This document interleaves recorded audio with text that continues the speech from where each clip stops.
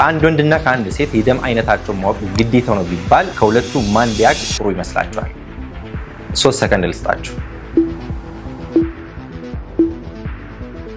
መልሱ ቀላል ነው፣ ሴት ናት። ምክንያቱም RH ፋክተር ብለን የምንጠራው የሴቷ ደም አይነት ላይ ያለው ከወንዱ ጋር ተቃራኒ ከሆነ ሴቷ ባረገዘች ጊዜ የመጀመሪያውን ልጅ በትክክል ልትወልድ ትችላለች፣ ምንም ሳይጎዳ ማለት ነው። በሁለተኛው ስትወልድ ግን መድኃኒት ካልወሰደች የሴቷ ደም ላይ ያለው ያ RH ብለን የምንጠራው የህፃኑን ደም እንደ እንግዳ ስለሚቆጥረው ከዛ በኋላ እቺ ልጅ ያረገዘችውን ህፃናት በሙሉ እያወጣ ወይም ደግሞ እየገደለ ያስወግዳቸዋል ማለት ነው። በአማርኛ ሾተ ላይ ብለን የምንጠራው ስቲል በሀገራችን እስካሁን ድረስ በሾተ ላይ ልጆቻቸውን የሚያጡ ብዙ እናቶች አሉ።